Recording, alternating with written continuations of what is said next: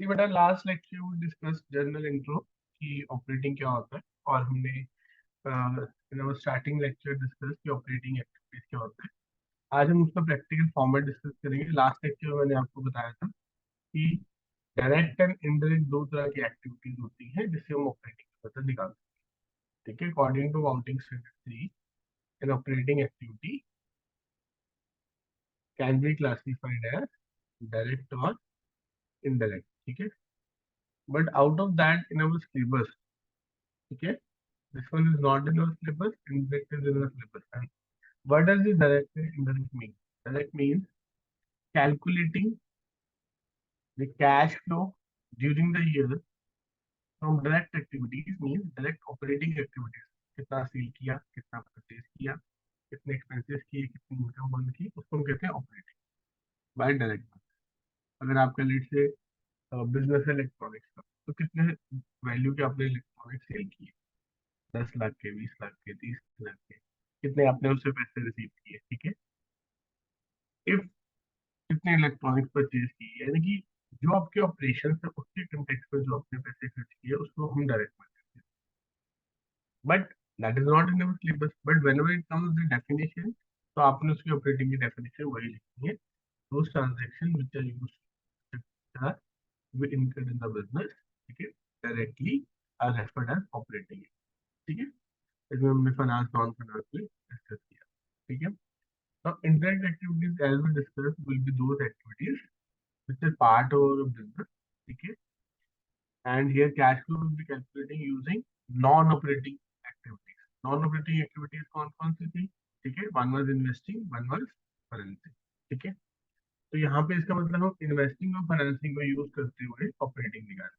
ठीक है, तो इसका एक फॉर्मेट है, that is net profit during the year,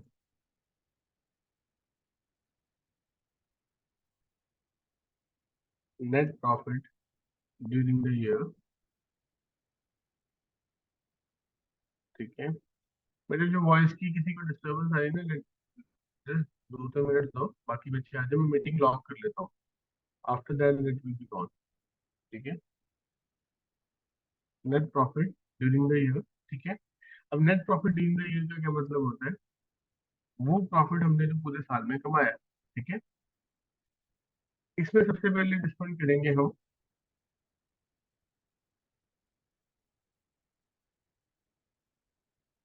non cash and non operating activities. Non cash and non operating activities, this is the one part, उसको discuss करेंगे कि ठीक है।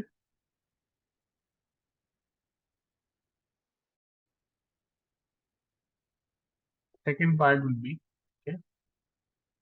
after doing this adjustment, it will be there operating profit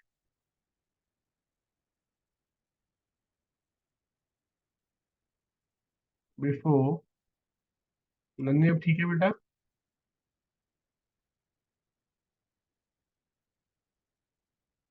working no capital. Sir, slow अभी भी आ रही है बहुत और बीच बीच में कट रही है। वेट करेंगे।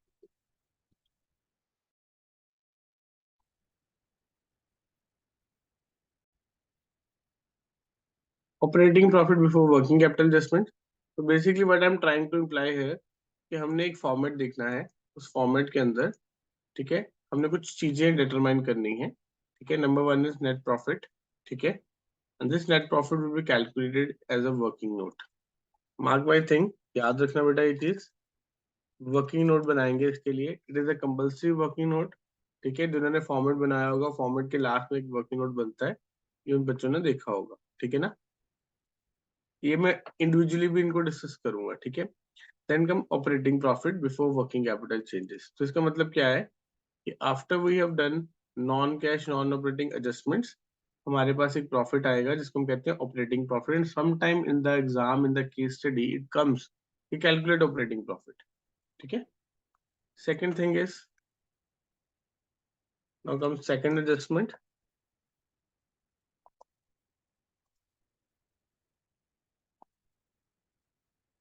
वर्किंग कैपिटल चेंजेस, ठीक है। Second thing is working capital changes, ठीक है। तो वर्किंग कैपिटल चेंजेस में क्या आता है? The changes in the current assets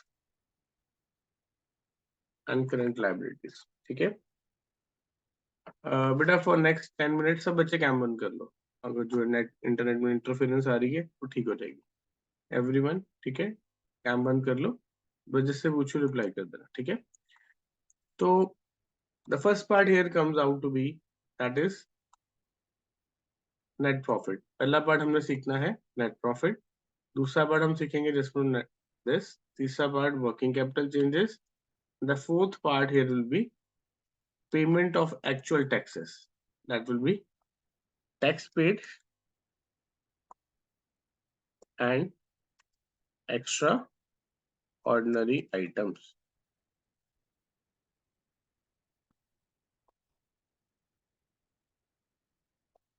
ठीक है। ये 5 चीजों की एडजस्टमेंट होगी। पहला पॉइंट हमने ऑपरेटिंग में सीखना है कि नेट प्रॉफिट कैसे निकलता है, दूसरा पॉइंट हमने ये सीखना है नॉन कैश नॉन ऑपरेटिंग की एडजस्टमेंट कैसे आएगी, तीसरा पॉइंट हमने सीखना है कि वर्किंग कैपिटल चेंजेस किसको कहते हैं, and along with fourth point कि टैक्स और एक्स्ट्राऑर्डिनरी आइटम्स का क्या ट्रीटमेंट आएगा। आउट ऑफ दिस ऑल, ठीक है, हमें इसमें से सिर्फ वर्किंग नोट बनाना है, और वो किसका बनाना है? नेट प्रॉफिट का बनाना है। Am I clear? जिससे बेटा साथ साथ देते रहो, now you all are not visible, ठीक है। तो जिसको बोलूंगा वो बच्चा सिर्फ कैम ऑन करेगा और अपना ऑडियो ऑन करेगा, ठीक है। प्रतीक बेटा आप ऑन करो।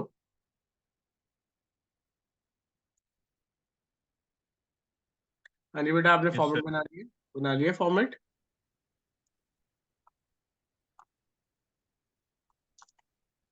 ऑन ही रहने दो बेटा। Have you made it? Have you made the format और यस और नो? मैंने हाँ जी, हाँ जी। अब बना रहा हूँ सर। ओके बेटा इधर देखो, आई होप आपको ये बैक एक्सरसाइज ये पेज दिख रहा है आपको जो मैं दिखा रहा हूँ, ठीक है। इसमें देखो बेटा, पहला जो क्वेश्चन है इट इज जस्ट बेसिक, इसमें आपने एक्टिविटी को ऑपरेटिंग, इन्वेस्टिंग और फाइनेंसिंग आइडेंटिफाई करना है, ठीक है। सेकंड वाले में भी यही करना है। थर्ड वाले में आपको ये बताना है कि इनफ्लो है क्या आउटफ्लो है, ठीक है, या नो फ्लो है, कैश एंड कैश इक्विवेलेंट है। ये बेसिक थ्योरी है, ठीक है ना। 1 2 3 4 question are general cash flow question.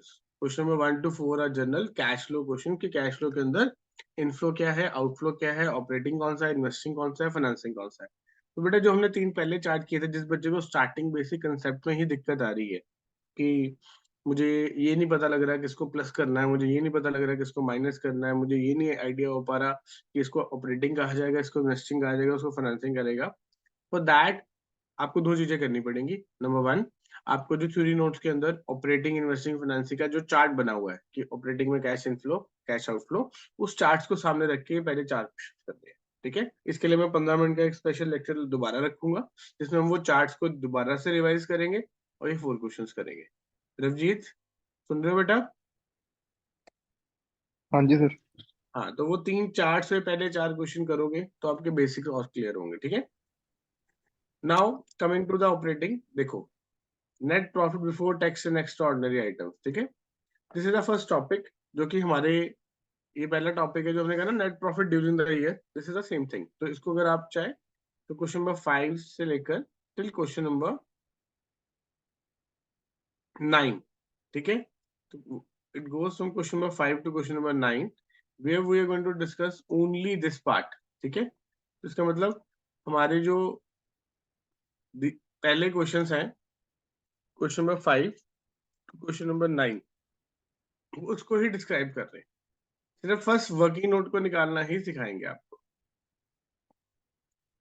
Clear है बेटा आपको ये बात? ठीक है, आपको ये चीज क्लियर होनी चाहिए कि क्वेश्चन में हो क्या रहा है, ठीक है।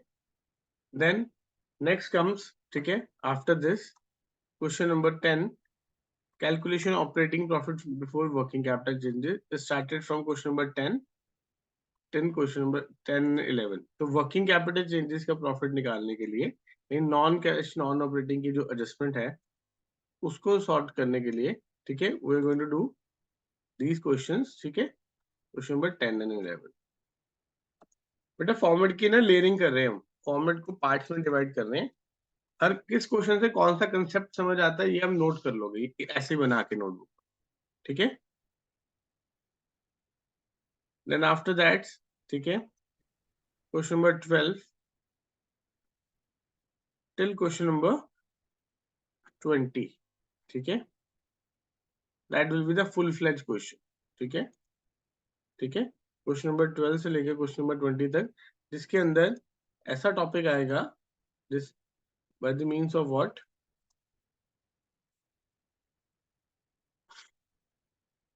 entire question starting from this point goes till this point, ठीक है। इसका मतलब जो प्रॉपर क्वेश्चंस है ऑपरेटिंग के, those are from question number 12 to 20, ठीक है। लेकिन जो पहले 2-3 क्वेश्चंस हैं, ठीक है ना, कैटेगरीज हैं, ठीक है, पहली 2-3 कैटेगरीज के अंदर question number 5 to question number 9, ठीक है, ठीक है, ये बहुत इंपॉर्टेंट है। 10 और 11 ये बहुत इंपॉर्टेंट है, ठीक है। बेटा स्ट्रक्चर समझ आया? पहले बताओ सबको। विदु आप कैम ऑन कर लो और ऑडियो ऑन कर लो, ठीक है। जैसे जैसे बताओ बेटा, स्ट्रक्चर क्लियर हुआ सबको? ये ऑपरेटिंग के अंदर स्ट्रक्चर क्या है मृदु? Yes, sir. हाँ, कैम भी ऑन कर लिया करो, जिसको बोला करो वो कैम ऑन कर ले बस, ठीक है ना। चलो मृदु, आपने फॉर्मेट बना दिए?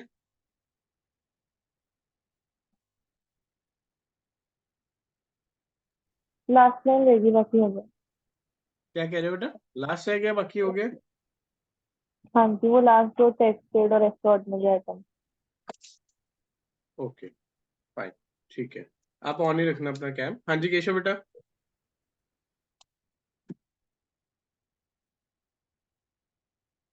केशव क्या डाउट है? सर नेट प्रॉफिट का पता कैसे? नेट प्रॉफिट आएगा कैसे? Yes sir. वही समझाने लगा हूँ। पहले मैं आपको फर्स्ट पॉइंट समझाऊंगा कि नेट प्रॉफिट कैसे कैलकुलेट होगा, फिर मैं सेकंड पॉइंट समझाऊंगा कि जिसमें non cash and non operating क्या होता है, ठीक है, फिर थर्ड पॉइंट समझाऊंगा कि वर्किंग कैपिटल चेंजेस क्या होते हैं। तब उसके बाद हम इकट्ठा करेंगे टोटल ऑपरेटिंग कैसे निकलता है। In the today's lecture we are going to do only those questions जिसमें net profit during the year या net profit before tax and extraordinary, जो भी हम बोलते हैं, दोनों चीजें ठीक है, उन दोनों को कैसे कैलकुलेट किया जाता है, ठीक है Keshav. by the end of the lecture you will be able to understand। अभी सिर्फ मैंने इंट्रोडक्शन दिया है कि ऑपरेटिंग के 4 हेड्स होते हैं, ठीक है।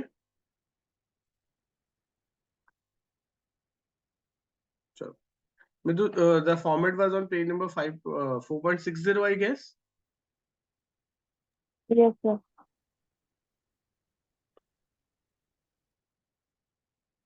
ठीक है। चलो अब 4.60 पे बेटा सब बच्चे निकालो। 4.61 पे जहां पे फॉर्मेट बना है उस फॉर्मेट के बाद नेक्स्ट पेज पे एक नोट बना होगा लास्ट में। मिथु can you read out for me? मेरे पास बुक नहीं है अभी। फॉर्मेट बना हुआ है? No, sir. Amount in brackets mainly alternatively increase decrease in provision for doubtful debt may be treated under increase decrease in current liabilities. In this situation, increase decrease in provision for doubtful debt is adjusted after operating profit before working capital changes. चलो एक तो ये point हो गया, ये हमारा working capital में आएगा। एक नेट प्रॉफिट वाला वर्किंग नोट होगा, net profit before tax and extraordinary item. Net profit before tax and extraordinary item. एक Net मिनट, profit एक before मिनट, tax कौन से पेज नंबर पे है? 4.62 green box से पहले।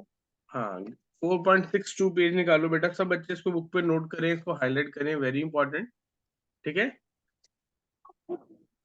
Calculation net profit before tax and extra ordinary items, ठीक है।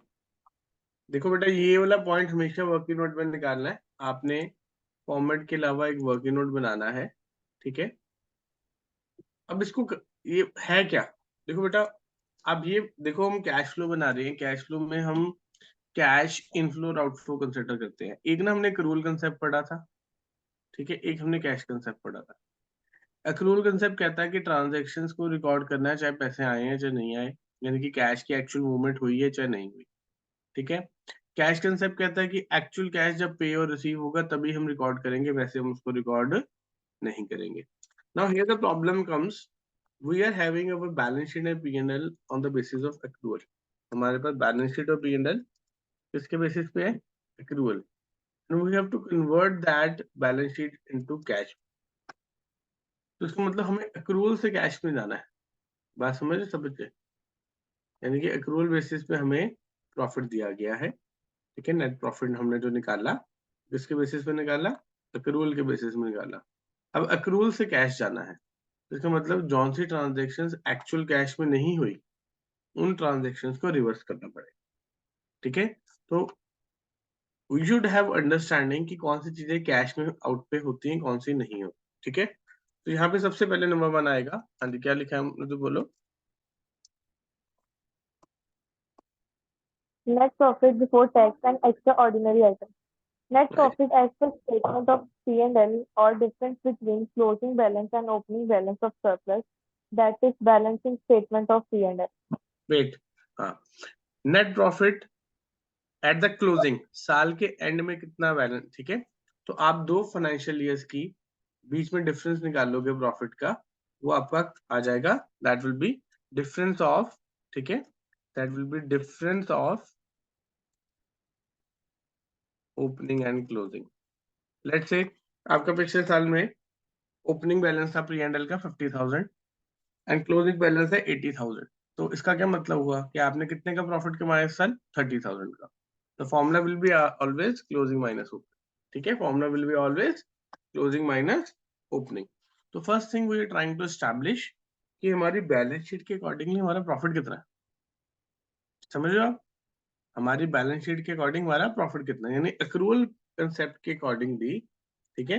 ये जो एक्रूअल कंसेप्ट हमने पढ़ा, ठीक है, इसमें हमने बैलेंस शीट बनाई, इसके अकॉर्डिंग प्रॉफिट कितना है। नाउ इस नोट में हम कन्वर्ट करेंगे एक्रूअल को कैश में, इसमें कन्वर्ट करेंगे कैश में, ठीक है। अब आइटम्स कौन कौन सी प्लस होंगी, कौन कौन सी माइनस होंगी, ठीक है, उसके ऊपर हम डिस्कशन करेंगे, ठीक है। हाँ जी, तो नेक्स्ट एक एक करके आइटम बोलना। नेक्स्ट क्या है? Add transfer to reserve. Transfer to Reserve. Reserve. हाँ जी, what do you mean by transfer to reserves? हाँ जी, मुझे बताओ क्या होता है ट्रांसफर टू रिजर्व्स?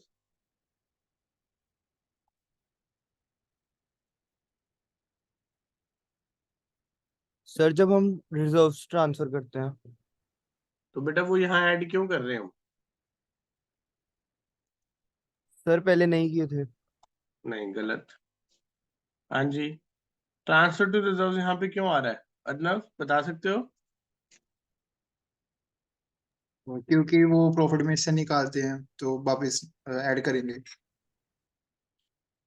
क्यों, रिजर्व्स खत्म हो गए हमारे जो ऐड करेंगे? बिल्कुल ठीक बोला कि हम प्रॉफिट में से निकालते हैं तो प्रॉफिट हमारा कम हो जाता है उसके कारण, पर ऐड करने का मतलब तो रिजर्व खत्म कर दिया ना हमने। किरत,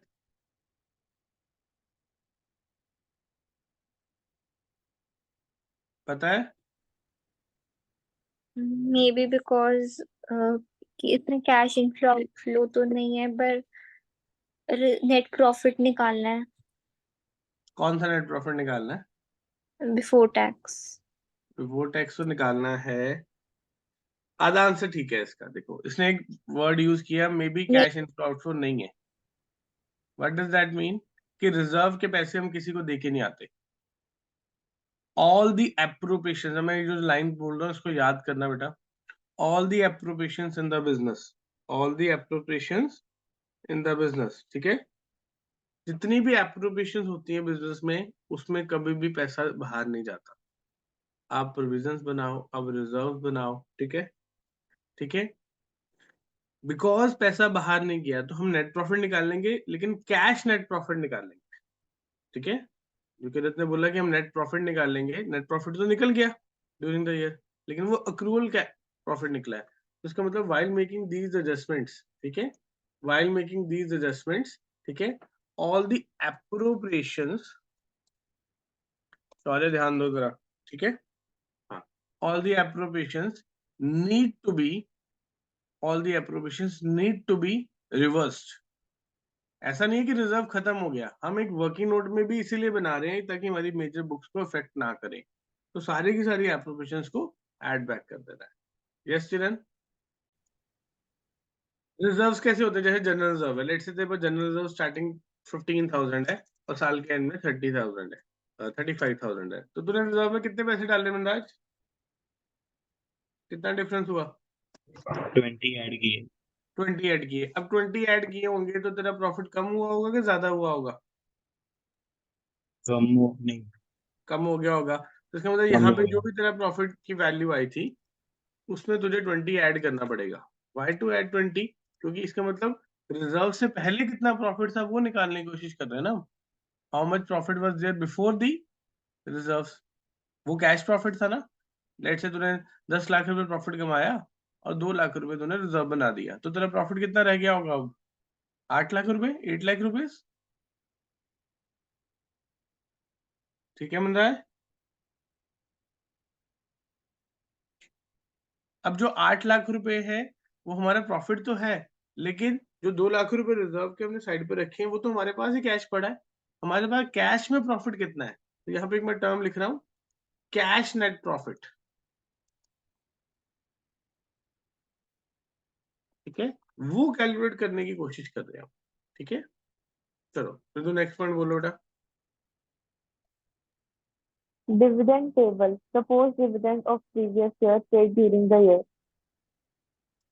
प्रपोज डिविडेंड, बेटा हमने फाइनेंसिंग के अंदर डिविडेंड पढ़ा था। डिविडेंड दो तरह का होता है, एक होता है प्रपोज, एक होता है इंटरिम डिविडेंड। ठीक है, ठीक है, प्रपोज डिविडेंड भी यही आएगा, इंटरिम डिविडेंड भी यही आएगा। प्रपोज डिविडेंड का मतलब क्या होता है? Dividend declared but yet not paid. What is the meaning of propose dividend? Dividend declared but yet not paid. तो ये भी क्या बन गई? एप्रोप्रिएशन। हमने कहा है हम डिविडेंड देंगे पर अभी तक हमने डिविडेंड दिया नहीं है। We are saying that we will give the dividend, but we have not given the dividend. So it is a sort of appropriation. ठीक है, next बेटा। Interim dividend paid during the year. तो dividend, dividend भी क्या होता है बेटा? If you all recall appropriation, dividend भी अगर आपको याद हो तो क्या होता है? एप्रोप्रिएशन। तो जो मैंने स्टार्टिंग में लाइन बोली कि एप्रोप्रिएशन सारी की सारी, ठीक है, ऑल द एप्रोप्रिएशंस, ठीक है, all the appropriations are to be considered here. तो अपने एप्रोप्रिएशन को ध्यान रखना है कि जितनी भी एप्रोप्रिएशंस है वो सारी ऐड बैक हो। ठीक है, चलो आगे next. Provision for tax for the current year. बेटा प्रोविजन फॉर टैक्स को हम अलग से भी डिस्कस करेंगे। ठीक है, प्रोविजन फॉर टैक्स होता है, इसकी एक शॉर्ट वीडियो है 7-8 मिनट की, वो मैं अलग से अपलोड करूंगा। ठीक है, ताकि और क्लैरिटी मिले। ठीक है बेटा, एक होता है प्रोविजन फॉर टैक्स, ठीक है, एक होता है टैक्स पेड। दोनों में फर्क क्या होता है पहले वो समझने की कोशिश करो। ठीक है, प्रोविजन फॉर टैक्स का मतलब क्या होता है कि वो पैसा जो हमें लगता है कि हम टैक्स के लिए पे करेंगे। ठीक है, केशव शौर्य बात क्यों कर रहे हो सर? बाहर जाते हैं आप साथ में शुरू हो जाते हो। ठीक है, हाँ जी, एक ही बार में। Provision for tax. ठीक है बेटा, what is provision for tax? बताओ शौर्य, क्या होता है प्रोविजन फॉर टैक्स?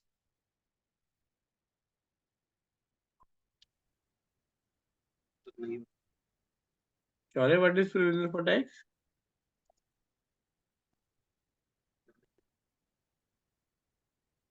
शौर्य, कुछ पूछ रहा हूँ बेटा मैं आपसे। नहीं बता। हाँ जी, दिया बेटा, आप बताओ क्या होता है प्रोविजन फॉर टैक्स?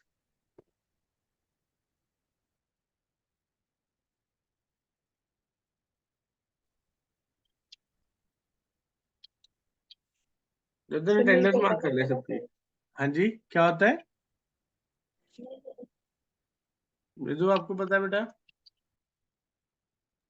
सर, जो हम टैक्स पे करने के लिए जो प्रॉफिट में से जो अलग पैसे निकाल के रखेंगे वो। बिल्कुल ठीक, जो टैक्स पे करने के लिए प्रॉफिट में से पैसे अलग निकाल के रखते हैं, इट इज अ लायबिलिटी। तो उसका ओपनिंग बैलेंस यहाँ पे आ जाएगा। बट मृदु, क्या वो पैसे हम पे करते हैं कि सिर्फ सेट असाइड करते हैं? सर नहीं, सिर्फ सर्टिफाइड। तो इसका मतलब वो कैश हुआ कि नॉन कैश हुआ? नॉन कैश होगा। नॉन कैश हुआ, बिल्कुल ठीक बोला इसने। कि जो पैसे हमने सेट असाइड किए for the purpose of what, ठीक है, जो पैसे हमने सेट असाइड किए for the purpose of what, for the purpose of taxes. अब इसमें से जो एक्चुअल अमाउंट ऑफ टैक्स पे होगा उसकी एंट्री होती है provision for tax to bank account, उसको हम कहते हैं टैक्स पेड। क्या कहते हैं उसको? टैक्स पेड, ठीक है, that value is referred as tax paid, ठीक है। और जो टैक्स हम हर साल क्रिएट करते हैं उसको कहते हैं बाय स्टेटमेंट ऑफ P&L। तो बेसिकली हम अपने प्रॉफिट एंड लॉस में से जो टैक्स हर साल टैक्स के लिए पैसे निकाल रहे हैं इसको कहते हैं क्रिएटेड ड्यूरिंग द ईयर। यहाँ पे एक चीज समझने वाली बेटा, तो tax created during the year है, ठीक है, एक है वैल्यू टैक्स पेड की, एक है वैल्यू टैक्स पेड की। Paid is actual outflow of cash, ठीक है। तो ये जो सा टैक्स क्रिएटेड वाली टर्म है, ठीक है, जो टैक्स क्रिएटेड वाली टर्म है, ठीक है, वो यहाँ पे आएगी। मतलब हमने अपने प्रॉफिट एंड लॉस अकाउंट में कितना टैक्स निकाला, यानी कि हमारा जो कैश में प्रॉफिट था उसमें से हमने कितने पैसे टैक्स के लिए अलग से रखे, ठीक है। So it is also sort of non cash, that's why, ठीक है। वन थिंग यू रिकॉल, ठीक है, जो टैक्स पेड है, ठीक है, ये जो मैंने पीछे फॉर्मेट बताया लास्ट में लिखा ना टैक्स पेड, ये वाला हम जब कलेक्टिव पूरा करेंगे तब भी वहां डिस्कस करेंगे, ठीक है। तो ये वहां की आइटम है, जो टैक्स पेड हमारा उस अकाउंट में आएगा वो फॉर्मेट में लास्ट में माइनस होगा, ठीक है बेटा, क्लियर है सबको? चलो अगली आइटम बोलो मृदु, जिसको डाउट है जस्ट रेज योर हैंड। हाँ Extraordinary items, if any, debited to the statement of P&L. बेटा व्हाट इज एक्स्ट्राऑर्डिनरी आइटम, कौन बताएगा? ऋषि है क्लास में?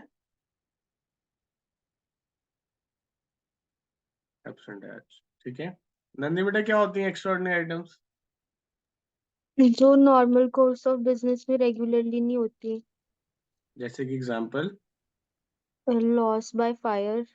बिल्कुल ठीक, ऐसी आइटम्स जो कि नॉर्मल कोर्स ऑफ बिजनेस में नहीं होती, लॉस बाय फायर हो गया, गवर्नमेंट पॉलिसी आ गई, कोई फ्लड आ गया, कोई अर्थक्वेक आ गया, कोई हमारे लेबर्स ने स्ट्राइक कर दी, इस तरह की चीजों से जो नुकसान होते हैं, ठीक है, अगर हमने स्टेटमेंट ऑफ P&L में डेबिट किए हुए हैं, if those have been debited to, चोरी होगी, थेफ्ट होगी, बिल्कुल ठीक मुश्किल, ठीक है, if there are any sort of expenses which are not a part of our business, ठीक है, हमारे बिजनेस के रूटीन पार्ट नहीं है, ठीक है, उनसे कोई भी नुकसान होता है तो उसको एक्स्ट्रा ऑर्डिनरी आइटम कहते हैं। अगर वो P&L में डेबिट हुए थे, ठीक है, if they were earlier debited to P&L,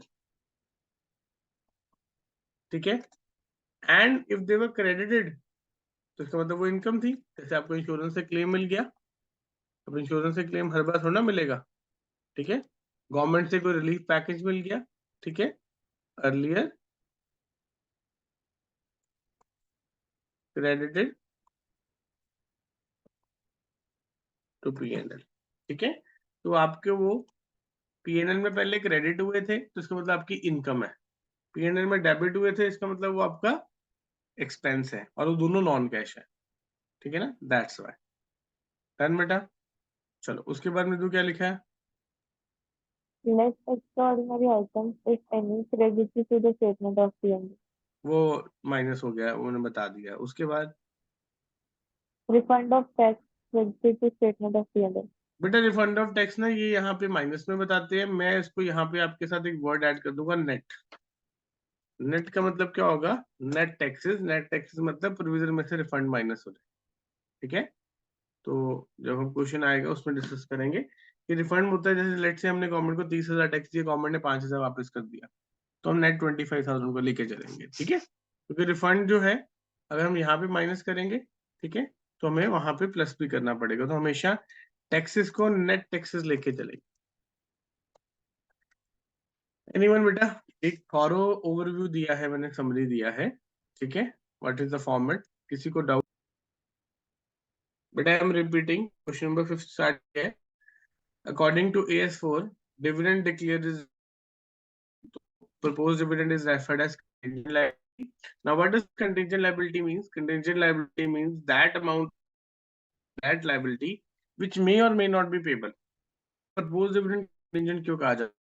let's say, ठीक है, नहीं कर किसी को, लेट्स से डिविडेंड डिक्लेयर किया फर्स्ट ईयर 31 मार्च को, लेकिन कंपनी मीटिंग होगी, ठीक है, एनुअल जनरल मीटिंग के अंदर वो डिविडेंड कैंसिल भी किया जा सकता है, इंक्रीज भी किया जा सकता है, डिक्रीज भी किया जा सकता है, यानी कि उस डिविडेंड की सर्टेनिटी ऑफ अकरेंस, डिविडेंड की सर्टेनिटी ऑफ अकरेंस, ठीक है, नहीं है। दोबारा सुनो, डिविडेंड जो कंपनी ने डिक्लेयर किया, ठीक है, कंपनी 31 मार्च को बुक्स बनी, बुक्स बनने के बाद कंपनी ने कहा हम इतना डिविडेंड देंगे, फिर वो डिविडेंड फाइनल होना है एनुअल जनरल मीटिंग में। तो क्या पता पूरा डिविडेंड देंगे या उससे कम देंगे या उससे ज्यादा देंगे, वो किसके ऊपर डिपेंड करता है? मीटिंग के।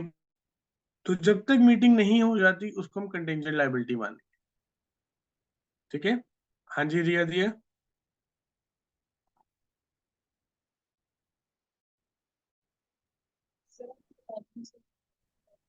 हाँ जी क्लियर है, चलो। सो इसका मतलब होने के कारण इसको रिकॉर्ड नहीं करेंगे। इसी के साथ current year dividend is proposed dividend, ये इंपॉर्टेंट है। Current year dividend is proposed dividend whereas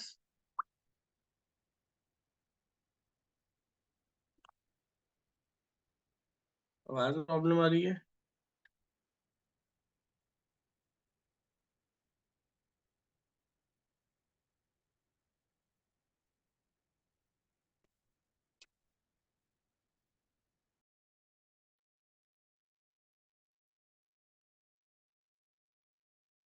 whereas previous dividend being final dividend वो पे हो चुका होगा, ठीक है। तो क्वेश्चन के अंदर हमेशा डिविडेंड को कंटिंजेंट लायबिलिटी मानना है। इसका वर्किंग नोट बनाएंगे, इसको क्या लिखेंगे हम? Contingent liability. But final dividend is that dividend which is declared and paid, ठीक है। तो फाइनल डिविडेंड को ही रिकॉर्ड करना है और उनको रिकॉर्ड नहीं करना, ठीक है। चलो क्वेश्चन के अंदर शिवांश प्रॉब्लम था हमारे पास।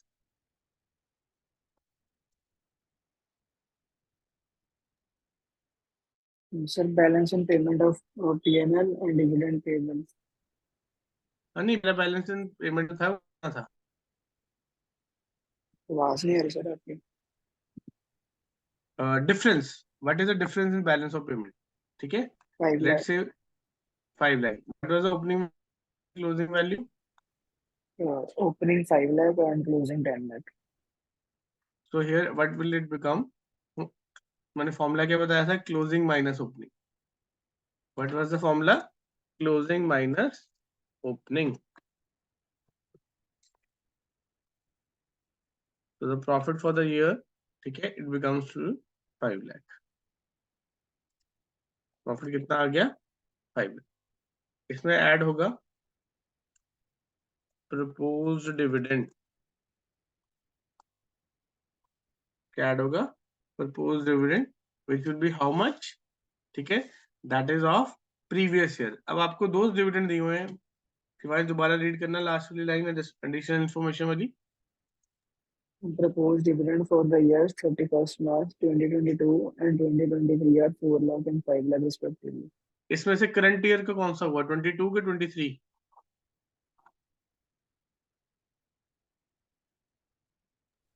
2022 वाला होगा। नहीं बेटा, करंट ईयर 23 होगा। जो अभी साल खत्म होगा वो करंट होगा ना, जो पिछला साल होगा वो प्रीवियस होगा। तो 2023 वाले को हमने क्या मान लेना है? 2023 is our current year and 2022 is our previous year. तो 22 वाले को ऐड बैक करेंगे। 22 वाले की वैल्यू कितनी है? नॉट द डिफरेंस, यहाँ डिफरेंस नहीं निकालना गलती से भी, हमने सिर्फ और सिर्फ प्रीवियस ईयर वाले को लेना है, ये बहुत इंपॉर्टेंट है, ठीक है। उसके बाद एक आइटम रहेगी डिविडेंड पेबल। क्या आइटम रहेगी? Dividend payable. बेटा नाउ डिविडेंड पेबल क्या होता है? ठीक है, वो यहाँ पे रिकॉर्ड नहीं होगा, मैं नोट बनवा देता हूँ। ठीक है, क्यों नहीं होगा? अब डिविडेंड पेबल और प्रपोज डिविडेंड में क्या फर्क होता है? हाँ जी फिरोज बेटा, क्या डिफरेंस होता है बताओगे?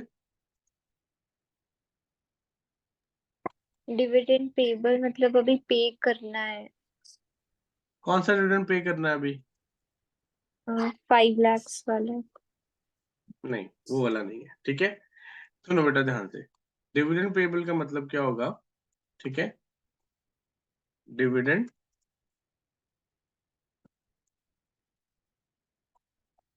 पेबल, देखो बेटा डिविडेंड हमने डिक्लेयर कर दिया, हमने फाइनल कर दिया, वो डिविडेंड हमने रिकॉर्ड भी कर लिया। अब डिविडेंड कंपनी ने तो डिक्लेयर कर दिया, गवर्नमेंट कंपनी ने पे करना है। किसको पे करना है? शेयर होल्डर्स को। बट कुछ शेयर होल्डर्स के बैंक अकाउंट ठीक नहीं है, कुछ शेयर होल्डर्स का पैन कार्ड लिंक नहीं है, आधार कार्ड लिंक नहीं है, तो उस कारण उनको पेमेंट नहीं हो पाती। दे आर नॉट ट्रेसेबल, वो ट्रेस नहीं किए जा सकते, पुराने शेयर होल्डर्स हैं। तो until they claim their dividend, जब तक वो अपना डिविडेंड का पैसा ले नहीं लेते, कंपनी के पास वो पैसा ऐसे ही पड़ा रहता है। ठीक है, दूसरी बात, propose dividend when it becomes final dividend, it has to be paid within 30 days and that balance has to be transferred in the bank account within 7 days। इसका मतलब जब एनुअल जनरल मीटिंग होगी उसके 37 डेज के अंदर अंदर dividend लोगों तक पहुंचना चाहिए। तो वो 37 डेज के ड्यूरेशन के टाइम के लिए इट बिकम्स डिविडेंड पेबल, क्योंकि फाइनल हो गया लेकिन पे नहीं किया, and it becomes our current liability. It becomes our current liability, क्योंकि हमने एक लायबिलिटी एस्टेब्लिश कर ली है। जब वो एस्टेब्लिश होगी तो कंटिंजेंट नहीं रही, एस्टेब्लिश होने के बाद पे करनी रहती है। तो एक चीज नोट बना लो, लिख लो, dividend payable is always treated as current liability.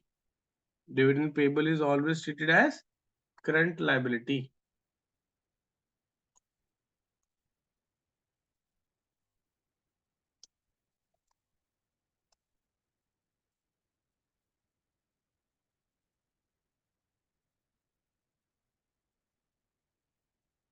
ठीक है, तो this is our answer, 5 + 4 9 lakh, that's it. ठीक है, छोटा सा वर्किंग नोट था, इसमें डिविडेंड के पॉइंट को समझना था बस। ठीक है, चलो एक क्वेश्चन और करते हैं अभी। हाँ जी नंदनी। सर अगर 50,000 हमारा अभी पे होना है तो ये आउटफ्लो तो हुआ नहीं है, तो हम फिर प्लस 3,50,000 नहीं करेंगे क्योंकि 50 तो अभी हमारे पास ही है। बट बेटा देख, जो डिविडेंड पेबल है ना, इसकी एडजस्टमेंट यहाँ पे करेंगे नहीं, ये वर्किंग कैपिटल चेंजेस में करेंगे, क्योंकि करंट लायबिलिटी और करंट एसेट्स को वर्किंग कैपिटल चेंजेस में डालते हैं। ठीक है, तो we are not going okay to sir. Treat this here. ठीक है, हम यहाँ पे जो नया डिविडेंड डिक्लेयर हो रहा है और जो फाइनल है कि होगा ही होगा उसको डाल रहे हैं सिर्फ। जो डिक्लेयर होने के बाद अभी पे नहीं हुआ वो तो सेम पॉइंट हुआ ना, हम हमारे जो प्रॉफिट्स को इफेक्ट कर रही है वैल्यू वो यहाँ पे देख रहे हैं। जैसे प्रपोज डिविडेंड यहाँ पे हमने ऐड कर दिया 4 लाख रुपए, क्या पता इस 4 लाख रुपए में से कोई डिविडेंड देना रहता हो। ठीक है ना, तो न्यू डिविडेंड डिक्लेरेशन जब भी आएगी तब नेट प्रॉफिट को रिफ्लेक्ट करेगा, जब ऑलरेडी एग्जिस्टिंग में से पेबल होगा तो करंट लायबिलिटी बन जाएगा। डन, चलो क्वेश्चन नंबर 7 निकाल लो।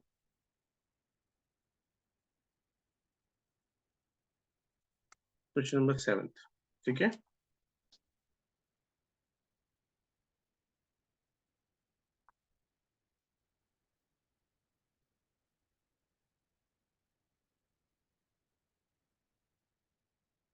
चलो किसी के बेटा इसको रीड कर। From the following extract of balance sheet of Universal Limited, calculate net profit before tax and extraordinary items. ठीक है, before tax and extraordinary items यही निकालना है। हाँ जी, आगे क्या क्या दिया हुआ है? Number 1, Equity share capital, number 2, preference share capital, number 3। surplus balance in statement of P&L. मुझे एक बात बताओ, जो इक्विटी शेयर कैपिटल होती है वो कौन सी एक्टिविटी होती है? Operating, investing, financing? Financing. Financing, बिल्कुल ठीक। और प्रेफरेंस शेयर कैपिटल कौन सी एक्टिविटी होती है? वो भी फाइनेंसिंग ही होती है।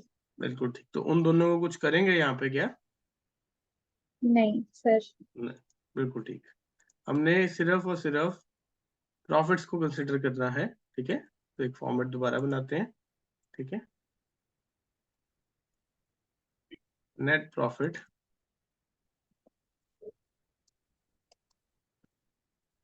Before tax and extraordinary item, ठीक है। चलो सबसे पहले, हाँ जी, profit during the year, net profit during the year कितना आएगा किसी का? 5 लाख। ऐसे आया? Closing minus opening. But closing हमारा 15 लाख है और ओपनिंग 10 लाख। ये उस पे भी आते हैं डाउट पे, ठीक है। 15 lakh minus 10 lakh. 10 lakh, it comes out to be 5 lakh. 5 lakh. अब एडजस्टमेंट में क्या दिया गया हमें? Interim dividend of rupees 2 lakh was paid on equity share on 1st November 2022. बेटा इंटरनल डिविडेंड किसको दिया गया? इक्विटी को। किसको दिया गया? इक्विटी को। तो ये एड बैक हो जाएगा। Yes. अब एक चीज मैं आप लोगों से पूछना चाहता हूँ, तो इंटरनल डिविडेंड इक्विटी को दिया गया, तो इसका मतलब इक्विटी को डिविडेंड मिला, तो क्या प्रेफरेंस को डिविडेंड मिला होगा कि नहीं मिला होगा? मिला होगा क्योंकि पहले हम प्रेफरेंस को देते हैं फिर इक्विटी को देते हैं। ये पॉइंट बेटा मैंने उस दिन थ्योरी लेक्चर में बताया था कि पहले डिबेंचर्स को इंटरेस्ट मिलता है, डिबेंचर्स को इंटरेस्ट मिलने के बाद प्रेफरेंस को डिविडेंड मिलता है, प्रेफरेंस के बाद इक्विटी को मिलता है। तो यानी 1 2 3 ऑर्डर था। अगर 3 नंबर वाले को पैसे मिले हैं तो 2 नंबर वाले को भी मिले होंगे। एक लाइन में 3 लोग खड़े हैं, पहले नंबर पे, दूसरे नंबर पे, तीसरे नंबर पे, और हम उसको ऑर्डर वाइज ही पेमेंट करते हैं। If the payment has been made to the third person, तो इसका मतलब सेकंड को भी पेमेंट मिली होगी, फर्स्ट को भी पेमेंट मिली होगी। अगर फर्स्ट है तो इसका मतलब यहाँ पे प्रेफरेंस का डिविडेंड बताया नहीं गया, ठीक है। प्रेफरेंस का डिविडेंड भी हमने यहाँ पे डाला है। अब कैसे आएगा प्रेफरेंस का डिविडेंड, किसी को बता सकते हो? यस सर, जो उसका ओपनिंग बैलेंस है उस पे जो परसेंटेज दी हुई है उसका निकल जाएगा। What is the opening value? 10 lakh दी हुई है, उसका 10% करेंगे तो 1 लाख आएगा। वाई ओपनिंग का किया आपने, क्लोजिंग का क्यों नहीं किया? क्योंकि जो हम इंटरेस्ट या डिविडेंड देते हैं वो ओपनिंग पे देते हैं। If no information is given, ठीक है, always give interest or dividend on the opening value. It means it is assumed dividend, it is new preference shares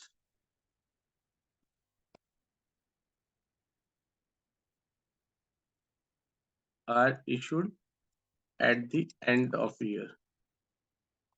That is why we have paid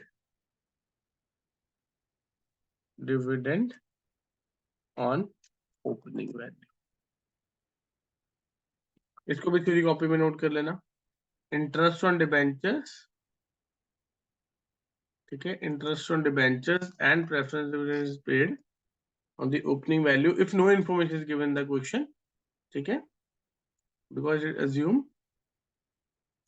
that these are issued at the end of the year. तो जो पूरा साल हमारे पास है हम उनको देंगे। I hope I am clear with to everyone with this. इसके साथ क्लैरिटी है सबको, ठीक है। आज आप लोग बेटा क्वेश्चंस करोगे, क्वेश्चन नंबर 6 and 8 यानी, और 1 to 4 भी करोगे। तो 1 to 8 क्वेश्चंस आप लोगों का होमवर्क है। 1 to 4 क्वेश्चंस में ऑपरेटिंग, इन्वेस्टिंग, फाइनेंसिंग ही बताना है। जिसको जिस पॉइंट में डाउट आएगा तो लेट मी नो, ठीक है। बहुत बेसिक है। अगर आपको रिकॉल चाहिए तो starting first and second lecture उसमें ऑपरेटिंग और इन्वेस्टिंग की थ्योरी बताई गई थी, ठीक है। एक डाउट आया मेरे पास, मैं वो करूंगा। बेटा प्रेफरेंस डिविडेंड इसलिए ऐड किया गया पुष्कर, देख मैंने उस दिन बताया था 2 तरह के शेयर्स होते हैं, एक होता है इक्विटी, एक होता है प्रेफरेंस। हमेशा प्रायोरिटी होती है प्रेफरेंस को, पैसे वापस करने में भी और डिविडेंड देने में भी।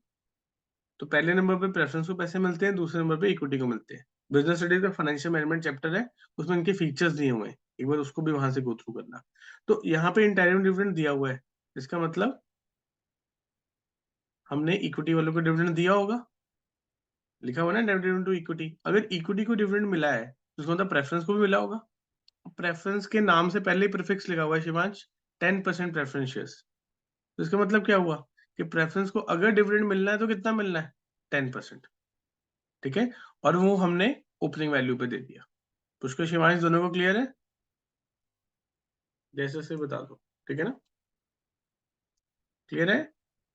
So today's homework is question number 1 to 8। Today बेटा पेपर्स आ रहे हैं, ठीक है? डेली आप फ्री नहीं बैठ सकते। एक डाउट है, मैं उसको डिस्कस करने लगा, कोई लीव नहीं करेगा अभी, ठीक है?